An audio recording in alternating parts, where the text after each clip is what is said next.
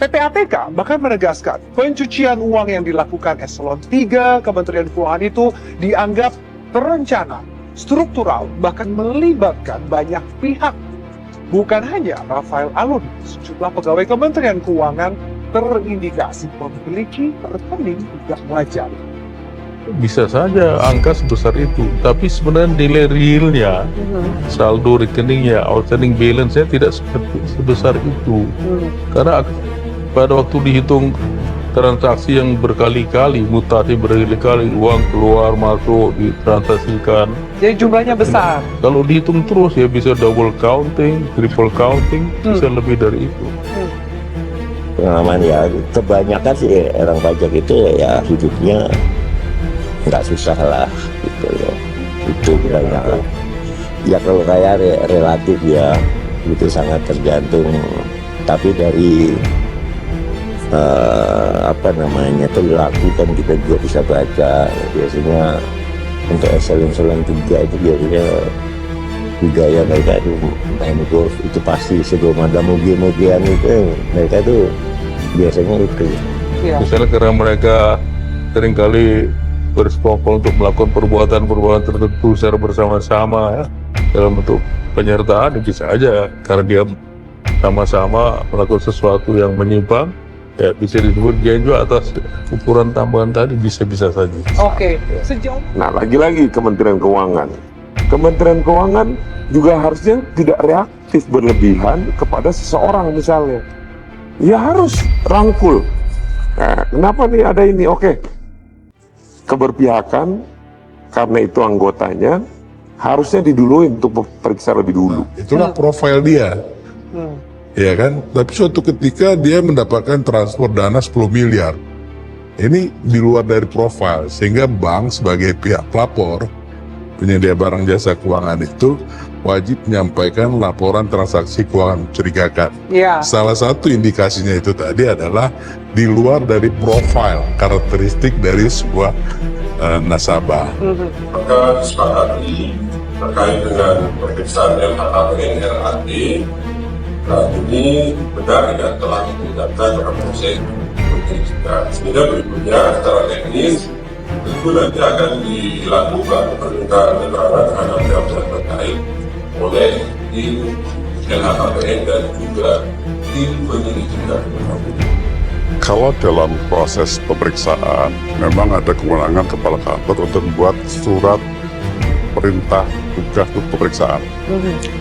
Kemudian yang menjalankan pemeriksaan itu bukan kepala kantornya, bukan eselon 3, tapi profesional, dia fungsional, ada tim di sana. Akhirnya terungkap alasan Mahfud MD dan PPATK bocorkan dokumen temuan transaksi 349 triliun rupiah di Kemenkeu.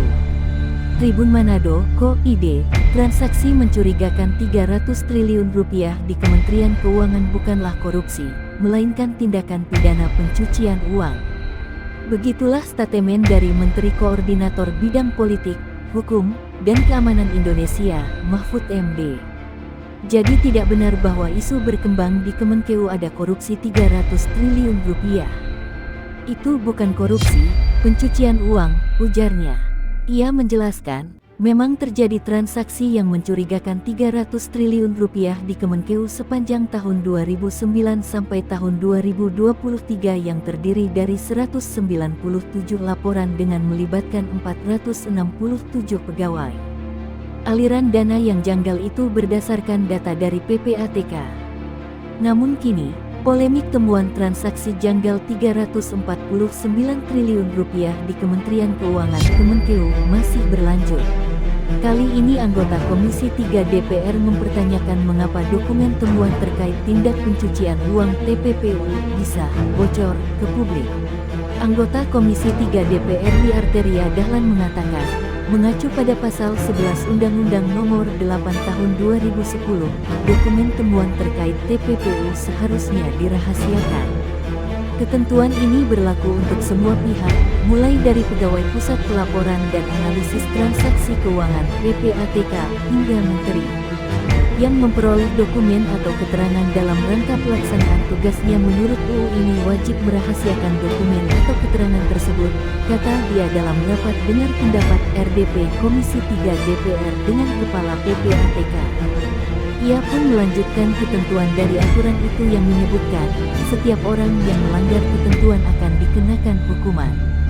Adapun hukuman yang dikenakan berupa pidana penjara paling lama 4 tahun.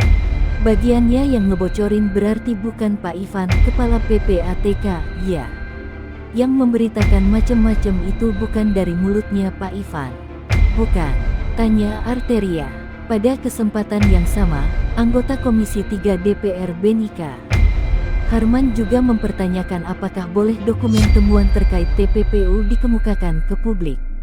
Sebab, ia bilang, berdasarkan ketentuan UU PPATK, seharusnya hanya menyerahkan dokumen temuan ke Presiden dan DPR. Apakah boleh PPATK atau Kepala Komite itu tadi membuka ke publik? Seperti yang dilakukan oleh Pak Menko Polhukam, Mahfud MD, katanya. Merespons pertanyaan tersebut, Kepala PPATK Ivan Yustiavandana mengatakan, informasi terkait temuan transaksi janggal boleh dikemukakan apabila telah menjadi perhatian publik. Selain itu, informasi juga disebut boleh disampaikan selama tidak menyebutkan nama. Pernyataan itu disampaikan Ivan dengan merujuk Peraturan Presiden Nomor 6 Tahun 2012 tentang Komite Koordinasi Nasional Pencegahan dan Pemberantasan Tindak Pidana Pencucian Uang. Dalam konteks kasus yang menjadi perhatian publik itu bisa disampaikan, tapi tidak menyentuh kasusnya, ucap Ivan. Sebagai informasi, isu terkait transaksi-transaksi janggal, yang pada saat itu disebut 300 triliun rupiah, di lingkungan Kementerian Keuangan pertama kali digulirkan oleh Menteri Koordinator Bidang Politik, Hukum, dan Keamanan Mahfud MD pada tanggal 8 Maret lalu. Pernyataan tersebut langsung menjadi perhatian publik, sebab, semula publik berpikir, pernyataan tersebut berarti terdapat TPPU senilai 300 triliun rupiah di lingkungan Kemenkeu. Namun, pada akhirnya PPATK memberikan penjelasan, nilai temuan tersebut bukan berarti terdapat TPPU senilai 300 triliun rupiah di lingkungan Kemenkeu.